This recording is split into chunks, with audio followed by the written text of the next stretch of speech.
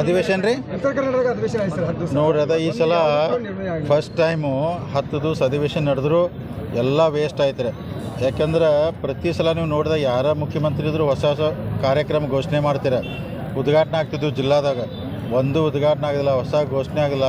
ಅಂದ್ರೆ ಇಷ್ಟು ದಿವಸ 10 ದಿವಸ ಮಾಡಿ ಖರ್ಚು ಮಾಡಿ ವ್ಯರ್ಥ ಆಯಿತು. ಅಲ್ಲಿ ನಮಗೆಲ್ಲ ಮನಸ್ಸಿಗೆ ಭಾಳ ಬೇಜಾರಾಯಿತು.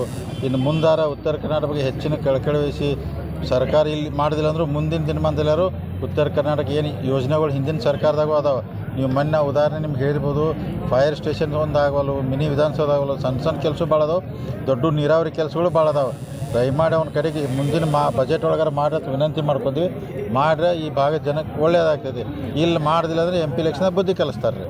ಸರ್ ಸಂಸತ್ ಬಗ್ಗೆ ಸಂಸದಿಗೆ ದಾಳಿ ಆಗಿದೆ ಸರ್, ಆಗಬಾರ್ದೈತೆ. ಯಾಕಂದ್ರೆ ದುರ್ದೈವ. ಯಾಕಂದ್ರೆ ಯಾರೋ ಆ ಥರ ಮಾಡಬಾರ್ದು. ಯಾಕಂದ್ರೆ ದೇಶದ ಡೆಮಾಕ್ರಸಿ ಸಿಸ್ಟಮಲ್ಲಿ ದೇವಸ್ಥಾನ ಅಂತಾರೆ ಅದಕ್ಕೆ.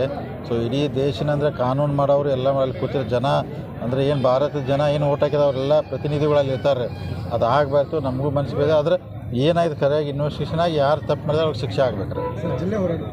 ಜಿಲ್ಲಾ ಹೋರಾಟ ಆಗ್ಬೇಕಾದ್ರೆ ಮೊನ್ನೆ ನಮ್ಮ ಅರಬಾಂಗ್ ಕ್ಷೇತ್ರದ ಜಾಸ್ತಿ ಸಂಖ್ಯೆ ಜನ ಗೋಕಾಕ್ ಬಂದಿರ್ರಿ. ನೀವೆಲ್ಲ ನೋಡಿರ್ಬೋದು. ಅಂದ್ರೆ ನಾವತ್ತಿ ಗೋಕಾಕ್ ಜಿಲ್ಲಾ ಆಗಬೇಕಂತ ನಾವು ಒತ್ತಡ ತರ್ತೀವಿ. ಯಾಕಂದ್ರೆ ಆಯ್ತಂದ್ರೆ ನಮಗೆಲ್ಲ ಈ ಸಿಟಿಗೆ ಇನ್ನೂ ಭಾಳ ಅನುಕೂಲ ಆಗ್ತೈತಿ, ಭಾಳ ಡೆವಲಪ್ ಆಗೈತಿ.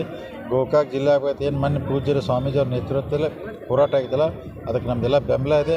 ಮುಂದೂ ಬೆಂಬಲ ಕೊಡ್ತೀವಿ. ಆದಷ್ಟು ಮುಂದಿನ ಈ ಹೋರಾಟ ತೀವ್ರವಾಗಿ ಜೋರು ಮಾಡ್ತೀವಿ. ಪ್ರತ್ಯೇಕ ರಾಜ್ಯ ಬೇಕಂತ ಕೇಳ್ತಿಲ್ಲ ಅದ್ರ ಬಗ್ಗೆ ಮಾತಾಡ್ಬೇಕು ನೋಡ್ರಿ. ಯಾವ ಕೈಲಿ ಆಗ್ತಾವ್ ಮಾಡೋಣ್ರಿ. ಈಗ ರಾಜಕೀಯ ಮಾಡೋದಿಲ್ಲ ಸೆಂಟ್ರಲ್ ಲೆವೆಲ್ದಾಗ, ಮತ್ತು ಅವು ಯಾವಾಗ ಮಾಡ್ತಾರೆ. ಪ್ರತ್ಯೇಕ ರಾಜ್ಯ ಇದ್ದ ರಾಜ್ಯನ ಎಲ್ಲ ಕೂಡಿ ಅಖಂಡ ಕರ್ನಾಟಕ ಎಲ್ಲರೂ ಅಣ್ಣತಮ್ಮರಾಗಿ ಕೂಡಿ ಇರಬೇಕಂತ ನನ್ನ ಆಸೆ, ನನ್ನ ಭಾವನೆ ಇದೆ. ಧನ್ಯವಾದ.